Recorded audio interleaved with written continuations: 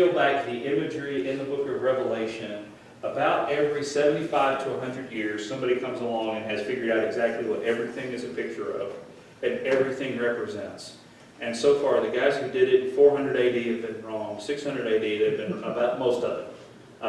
Because they picked the wrong countries and they picked the wrong this. I mean, all that type of thing.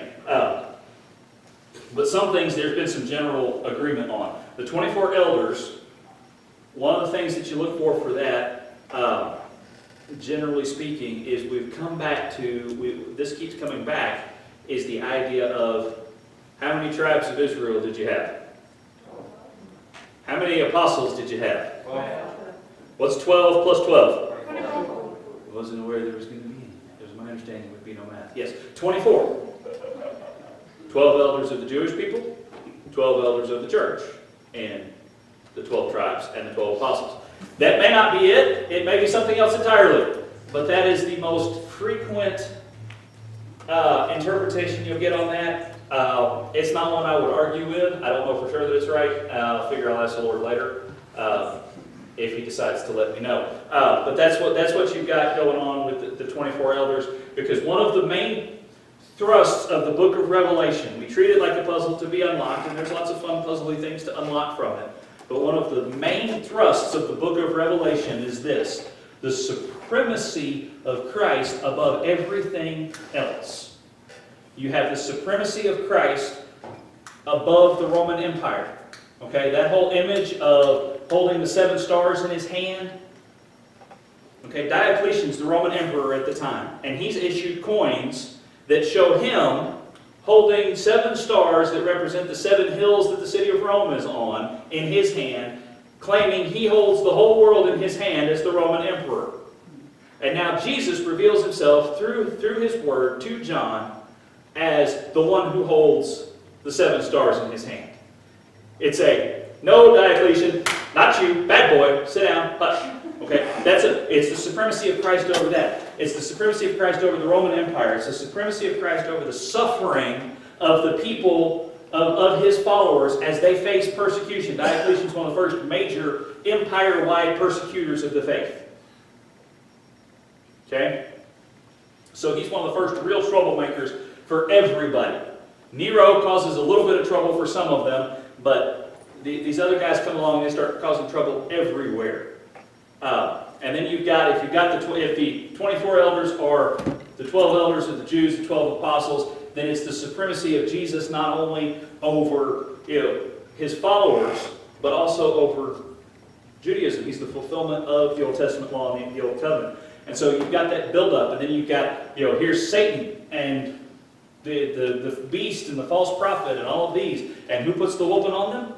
We see the Battle of Armageddon where everybody's all assembled and we all think, yes, we will take our stand, and fight the evil. And then Jesus shows up, and none of his people fight at all in the book of Revelation. Realize that when you read it. You don't fight in the book of Revelation. Jesus comes and whoops everybody all by himself. Without you. All you do is stand there and praise the Lamb. It's the supremacy of Christ over all things. And then you get to eternity, where we're back in a restored, proper creation in a garden that's watered on all sides with one tree. The temptation is gone. The sin has been vanquished. And salvation belongs to our God and to the Lamb, His Holy One, who sits upon the throne. And there's no more night, and there's no more darkness. And the tears that we have, He wipes from our eyes. And I don't think that that's just a physical, Jesus comes by with a hanky. I think it's also that we see, we understand the suffering that we have had, and we understand its purposes for the glory of God and for the righteousness of Christ and for the purposes that God has done in our lives. And the tears that we have are explained in such a way that it wipes them and erases them, because we now see how God used them for His glory and His greatness. And all we can do is praise God for what He's done. Now, is there a puzzle to be unlocked in Revelation? There is, because it's just who's this and who's that. It's like going back into Daniel and seeing the different empires and such, and going into Isaiah and seeing this and seeing that. But realize that there is a lot of value and a lot of truth there that you don't have to bust out a calendar, and you don't have to bust out a chart or anything else to see, because what you can see in it is the supremacy of God. You go through the 7 churches of Revelation, and it's the supremacy of God over our own apathy. It's the supremacy of Christ and following Christ in our church over against the temptations to become too much like the world. The supremacy of Christ against our own lukewarmness, so that we're to be heated up and be fully on fire for Christ. To either be hot and on fire and therefore relief, or cool and refreshing. And keep in mind the statement, because you're lukewarm, I'm going to spew you out of my mouth. It's not a choice between, it's not Jesus saying, I'd rather you be hot on fire or be cold and all the way away from me. Okay? This is instead the standard potluck problem. You don't want anything lukewarm. You don't want lukewarm ice cream. You want cool and refreshing ice cream. You want hot food. When I was in college, we explained it in terms of pizza.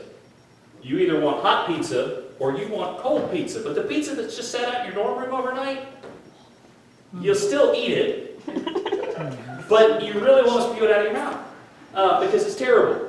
Okay? You want hot, you want cold, because it's written to a church that's in a place that has hot springs that are used medicinally, but also that has cold flowing streams. It's the same thing. You got a muscle ache, you're going to put a hot pad on it, you're going to put an ice pack on it. But you don't want to just stick a lukewarm, melted ice pack on it. That'd be silly. But it's, you go through it and look for all the ways in which the book of Revelation points to Christ as the power above all of it. And start from there as you try to unlock the puzzle.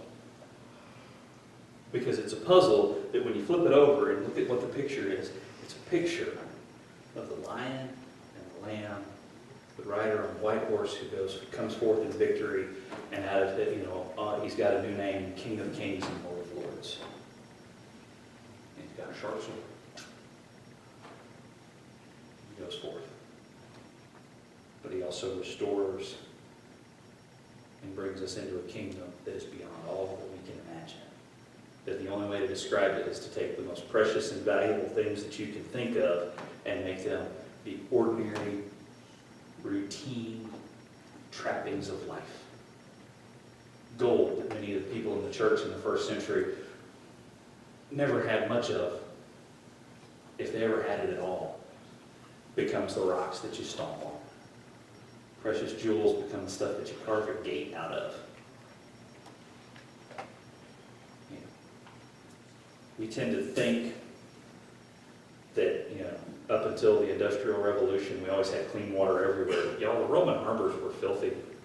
Okay? People dumped all kinds of trash out.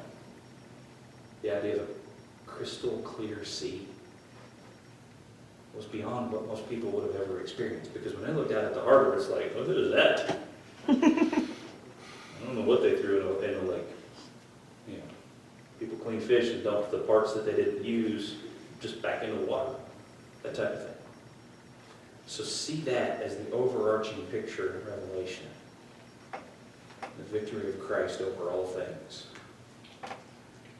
And then let the rest kind of trickle down from there, because it really fits in much more clearly when you do that. And you see that Jesus didn't just overcome your problem. He overcame all of them. His death on the cross was not because you told one little white lie. It's because all of creation is broken. All of creation is shattered by sin. And it took the death of the Son of God to restore it. And that, no, it doesn't look like it's restored yet. But it's coming. And you'll see it when it does. Let's pray.